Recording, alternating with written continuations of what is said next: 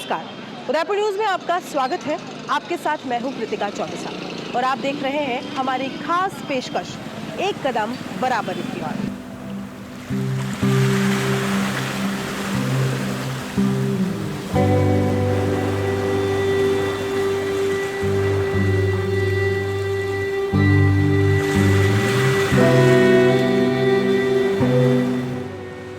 धर्म, आस्था और विश्वास, ये वो जगह है जहां पर हर कोई बराबरी के साथ जाना चाहता है। लेकिन क्या वाकई में हर कोई इन धार्मिक स्थलों पर बराबरी से, समान रूप से पहुंच पा रहा है? आज हम आपको उदयपुर न्यूज के खास कार्यक्रम एक कदम बराबरी की ओर में दिखाने जाएंगे एक ऐसी हकीकत जिसे सुनकर, जिसे देखकर आप चौंक जाएंगे।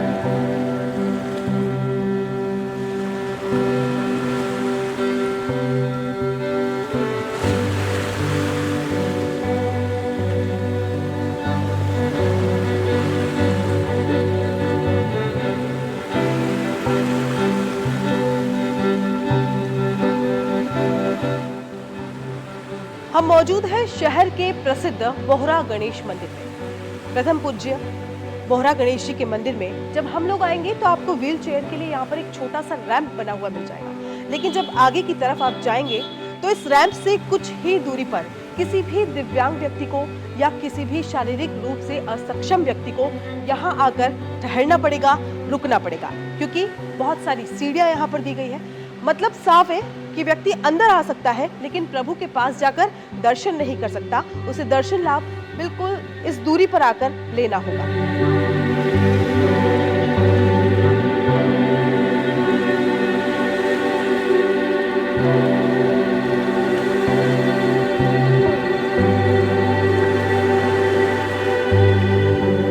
अब हम आ पहुंचे हैं शहर के सचखंड दरबार में, जहां ये गुरुद्वारा बयां करता है कि समावेशी सोच यहाँ पर नजर आई है। जी हाँ, इस गुरुद्वारे में प्रवेश से पहले एक छोटा रैंप देखा गया, उसके बाद समतल फर्श है और प्रभु तक पहुंचने का एक बहुत ही सुगम मार्ग हर वर्ग को ध्यान में रखकर बनाया गया है। एक समावेशी सोच और एक बहुत अच्छा विचार यहाँ पर नजर आया, क्योंकि हर वर्ग को ध्यान में रखना हम सबकी जिम्मेदारी है। और इस चीज के लिए उदयपुर न्यूज एक कदम बराबरी की ओर से सचखंड दरबार के सभी लोगों को बहुत बहुत बधाई देता है और आपकी इस सोच को एप्रिशिएट करता है।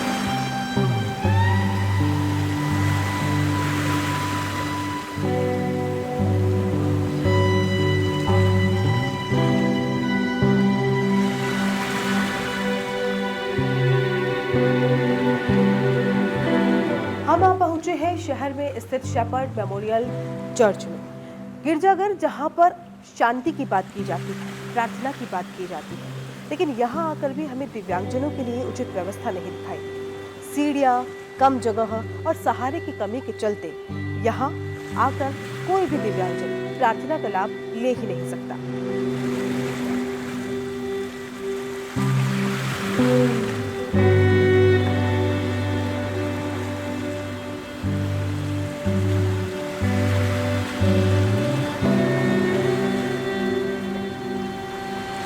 अब हम आपको लेकर आ पहुंचे हैं उदयपुर की पलटन मस्जिद, जहां इबादत के लिए दूर दराज से लोग आते हैं। लेकिन यहाँ भी प्रवेश द्वार पर सीढ़ियां देखकर लगता नहीं कि कोई दिव्यांगजन अंदर दर्शन के लिए या इबादत करने के लिए जा पाता होगा। यहाँ भी दिव्यांगजनों के लिए समुचित व्यवस्था नजर नहीं आई। यहाँ से खड़े होकर एक सवाल पूछना चाहती हूँ कि क्या प्रभु की आराधना पर अधिकार या इबादत करने का अधिकार सिर्फ स्वस्थ शरीर वालों को है?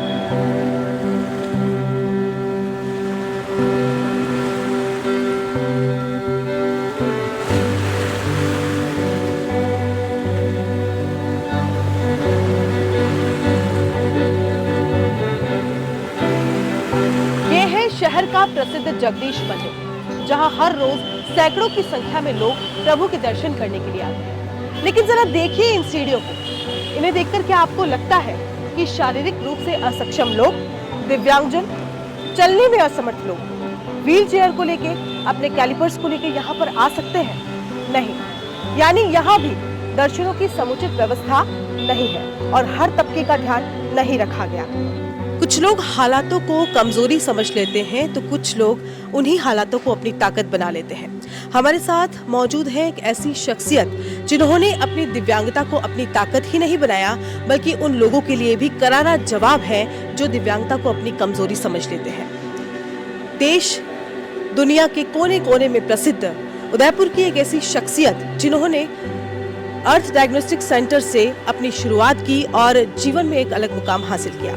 आज एक कदम बराबरी की ओर कार्यक्रम में हमने मंदिर, मस्जिद और गिरजाघर को देखा कि किस तरह से वहां पर दिव्यांगों के लिए समुचित व्यवस्था नहीं है और उस व्यवस्था के अभाव में वो लोग अपने प्रभु के, अपने आराध्य के दर्शन नहीं कर पाते हैं। आइए इस विषय पर ज्यादा बातचीत करते हैं डॉक्टर अरविंदर सिंह जी से। बहुत बहुत स्वागत सर आपका उदयपुर न्यूज चैनल में, हमारा खास कार्यक्रम एक कदम बराबरी की ओर।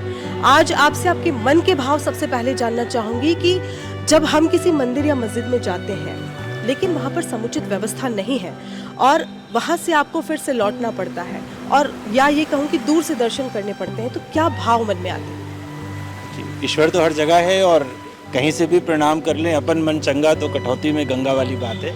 तो इसलिए ईश्वर कण कण में व्याप्त है, उस वाली फिलॉसफी को तो अपन समझते हैं। लेकिन अब जैसे मैं बड़े भाव से गणपति जी के दर्शन करने आया हूँ और अगर आप देखें तो एक छोटा सा रैंप वहाँ पे ज़रूर बना हुआ है जिससे कि आ सकते हैं, लेकिन आप देखो आकर भी नहीं आ पाए क्योंकि अभी वो सीढ़ी है वो इतनी नीची है कि अगर मैं, क्योंकि अभी आप मेरे को बोलोगे कि जूते यहीं खोल दो, तो मैं जैसे ही अपने जूते खोल दूंगा तो अब मेरा कैलिपर काम का नहीं रहा, तो शायद मैं ये सीढ़ी उतर पाता, लेकिन जूते उतारते ही वो ख़त्म हो गया। अब ये मेरे पास व्हील चेयर है ना, मेरे पास असिस्टेंस भी है, लेकिन ये व्हील चेयर मैं यहाँ से कैसे उतारूँ, है ना। फिर उसके बाद और आगे सीढ़ियाँ हैं, उस पर अगर आप देखेंगे तो रेलिंग भी नहीं है, तो वहाँ से भी ना तो व्हील चेयर उतरेगी और ना ही वहाँ पर रैंप है। तो अब हम पहुँचे भी और नहीं पहुँचे। तो ये बुरा गणेश जी का मंदिर है। अभी जैसे मैं नाथद्वारा जाना होता है तो नाथद्वारा के अंदर भी बहुत धक्के आते हैं, तो व्हील चेयर के साथ में जा पाना पॉसिबल ही नहीं है। जगदीश मंदिर में भी जाऊं तो भी बहुत मुश्किल है। कुछ गुरुद्वारे हैं जो उन पर फर्स्ट फ्लोर, सेकंड फ्लोर पर है, कहीं लिफ्ट की व्यवस्था है, कहीं नहीं है। तो इस तरह की समस्याएं बहुत ज़्यादा हैं। लेकिन अब अगर आप देखें तो कानूनन अधिकार है ये, rights of person with disability जो एक्ट कहा गया, जो सुप्रीम कोर्ट ने भी कहा कि ये कानूनन अधिकार है। सेक्शन 32 से 50 के बीच में इसकी पूरी व्याख्या भी करी गई है कि हर एक व्यक्ति, भले ही वो डिसेबल्ड है, भले ही उसकी, क्योंकि जो बुजुर्गवार होंगे उनको भी आगे पीछे कुछ ना कुछ कमजोरियां आती हैं, वो हर जगह पहुंच सके। लेकिन अगर हम ईश्वर के द्वार पर भी नहीं आ पा रहे हैं, सुप्रीम कोर्ट के भी डिसीजंस हैं, तो इंफ्रास्ट्रक्चर का बहुत अभाव है। और ईश्वर की कृपा से मंदिरों में अच्छे चढ़ावे भी आते हैं, बहुत सारे भामाशाह भी आते हैं, बहुत सारे ऐसे लोग आते हैं जो कंट्रीब्यूट कर सकते हो। तो एक रैंप को यहाँ बना देने में और एक रैंप को वहाँ बना देने में क्या असुविधा थी, लेकिन ये माइंडसेट नहीं है, ये सोच नहीं है। तो हमारा जो rights of person with disability NGO है वो इसी पर काम करता है कि दिव्यांगों को उनके अधिकार दिलाए जाएं और सोसाइटी को सुगम और सक्षम बनाया जाए। जी, हमने मंदिर, मस्जिद, गिरजाघर तीनों जगह कवर किया। वो कहीं ना कहीं ये सोच बयां कर रही है, जो स्थिति हमने देखी है कि प्रभु सिर्फ उन्हीं लोगों के हैं जो पूर्ण रूप से सक्षम हैं, दिव्यांगों के नहीं। उस फिलोसॉफी देखिए अब ये तो बहुत मतलब अन्याय वाली बात हो गई, क्योंकि जिन सूरदास की पंक्तियां हम कृष्ण भगवान के लिए पढ़ते हैं तो उनके भी नेत्र नहीं थे, और ईश्वर अगर इसमें करने लगा, क्योंकि अगर कोई दिव्यांग भी है, अगर आप कानून देखिए तो आप उसको दिव्यांग बुला रहे हैं। तो दिव्य मतलब क्या? डिवाइन। डिवाइन मतलब क्या? देव। तो दिव्य मतलब देव, और आप देव को मंदिर में भी नहीं आने दे रहे जिस व्यक्ति के दिव्यांग हैं। तो अगर आप दिव्य को भी अंदर नहीं आने देंगे तो हम किस मानसिकता से काम कर रहे हैं, हम खुद ही समझदार हैं इसको समझ। सर, आपने कानून की बात करी। कानून हम बात करते हैं कि सरकारी दफ्तरों में इस तरह के रैंप होने चाहिए, व्हील चेयर जाने के लिए सुविधाएं होनी चाहिए, लेकिन धार्मिक स्थल अभी भी इससे अछूते हैं। उस पर सरकार का ध्यान किस ओर आकर्षित करेंगे, क्योंकि कानून होने के बावजूद, संविधान में होने के बावजूद वो चीज़ें नहीं हो पाई है ज़मीनी स्तर पर। जी, मेरा भी कहना वही था कि कानून बनाना, देखिए, पार्लियामेंट और लेजिस्लेचर का काम है और उसको इम्प्लीमेंट कराना एग्जीक्यूटिव मशीनरी का काम है। तो एक भारत का संविधान है, भारत का संविधान अगर हम देखें तो आर्टिकल 14 कहता है राइट टू इक्वलिटी, है ना। फिर अगर हम भारत का संविधान पढ़ें तो अपने धर्म स्थानों को, अपने धर्म को मानने की आज़ादी, ये सब हमें डिफाइन करा गया है ना। आर्टिकल 21 है right to life. Right to life is not mere right to existence, बल्कि to enjoy the life, right. तो संविधान में है, कानून भी है। तो जो सीढ़ी चढ़ें तो सबसे ऊपर क्या होता है? संविधान। सेकंड नंबर पे क्या होता है? लेजिस्लेचर। तो सरकार भी देना चाहती है, तभी तो कानून बनाया। अब बात आती है उसके एग्जीक्यूशन की। तो एग्जीक्यूशन के लिए कौन रिस्पॉन्सिबल है? एग्जीक्यूशन के लिए जिला प्रशासन रिस्पॉन्सिबल होगा, मंदिर के ट्रस्ट के देवस्थान होंगे रिस्पॉन्सिबल। और मैं ऐसा नहीं कह रहा कि शायद वो करना नहीं चाह रहे, शायद करना चाह रहे हों, वो सेंसिटिविटी नहीं है। क्योंकि एक रैम्प बनाने में शायद यहाँ पर 1100-1500 रुपये से ऊपर का खर्च नहीं आएगा, और मंदिर के पास हैं पैसे, वो कर सकते हैं, लेकिन अभी शायद वो सोच नहीं है। तो मेरा जो काम है वो इस सोच को डेवलप कराने का है।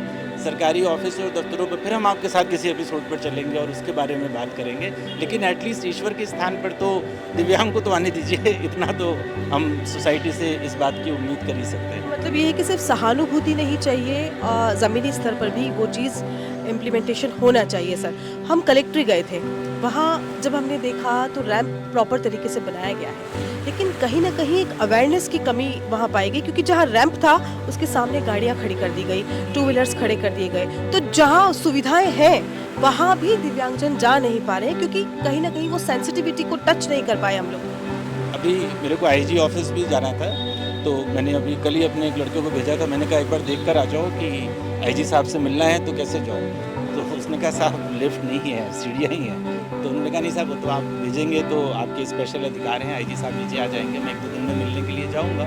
लेकिन ठीक है, मैं बोलूँगा साहब मिलने आ भी जाएंगे, लेकिन ऐसा क्यों?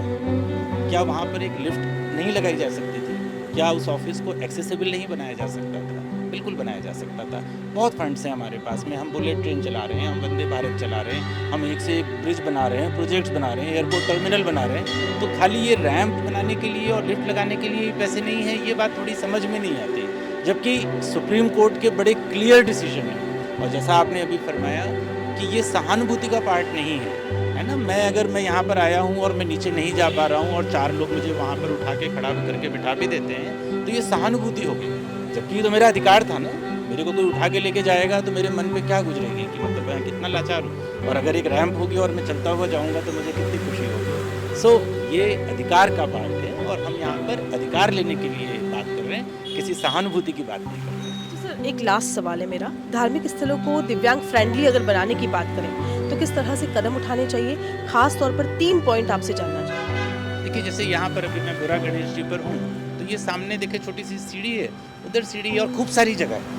तो आप इसमें यहाँ से एक रैंप बना दें, मेरे ख्याल से कुल मिलाकर सारा खर्चा 5-6 हज़ार में हो जाएगा, है ना। मैं खुद भी 100 रैंप बनवाऊँगा अपने सिटी के लिए।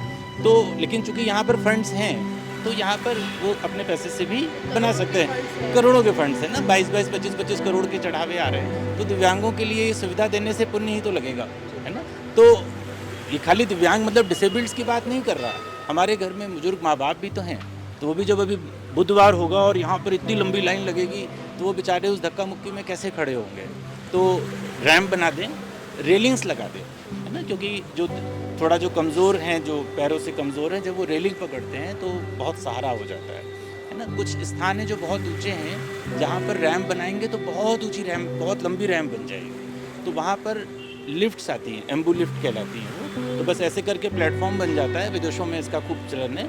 उसके ऊपर व्हीलचेयर खड़ी कर देते हैं या व्यक्ति को खड़ा कर देते हैं, और वो धीरे धीरे प्लेटफॉर्म ऊपर हो जाता है और वो चला जाता है। तो इसमें सोच चाहिए हमें, है ना। एक का सॉल्व करने की सेंसिटिविटी चाहिए और एक सोच चाहिए, फंड्स इतने नहीं चाहिए। तो अगर बस एक अच्छे विचार, रैम्प्स, रेलिंग्स और एम्बू लिफ्ट, और जो ब्लाइंड लोग हैं उनके लिए कुछ टेक्टाइल्स ये कर देंगे। 1-8 पर्सन किसी को रखा जा सकता है, क्योंकि कोई दिव्यांग पर्सन आए तो उसकी हेल्प करा दे, उनको पहुंचा दे, तो बस हो जाए, बहुत ज़्यादा थोड़ी चाहिए।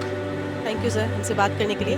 तो डॉक्टर अरविंदर सिंह जी से हमने बात की, और इनका साफ तौर पर कहना है कि जो थोड़ी सोच है वो विकसित होनी चाहिए, अवेयरनेस की ज़रूरत है, इरादों की ज़रूरत है। अगर वो मजबूत हों और सरकार इस तरफ थोड़ा सा ध्यान आकर्षित करे और इस पर ध्यान दे, तो इसे भी दिव्यांग फ्रेंडली बनाया जा सकता है, सारे धार्मिक स्थलों को दिव्यांग फ्रेंडली बनाया जा सकता है, क्योंकि प्रभु सबके हैं। हम बात सम्मान की करते हैं, समान अधिकार की बात करते हैं, तो यहाँ भी वो अधिकार दिव्यांगजनों को मिलना चाहिए। एक कदम बराबरी की ओर में फिलहाल के लिए इतना ही, फिर हम किसी ऐसी ही जगहों पर आपको ले जाएंगे और वहाँ की स्थिति से रूबरू करवाएंगे। संविधान होने के बावजूद, कानून होने के बावजूद और सरकारी दावों होने के बावजूद भी दिव्यांगजनों के लिए प्रॉपर सुविधा नहीं है। धार्मिक स्थल इससे कहीं ना कहीं अछूते नजर आए। जब सरकारी दफ्तरों में हम व्हीलचेयर की बात करते हैं, जब वहां प्रॉपर सुविधा की बात करते हैं, तो धार्मिक स्थान आखिर इससे अछूते क्यों है? क्या भगवान किसी एक विशेष वर्ग के लिए है? क्या दिव्यांगजन प्रभु के दर्शन पास से नहीं कर सकते? एक कदम बराबरी की ओर में हम आगे भी आपको कुछ ऐसी ही असुविधाओं से रूबरू करवाते रहेंगे। फिलहाल के लिए इतना ही, दीजिए इजाजत, नमस्कार।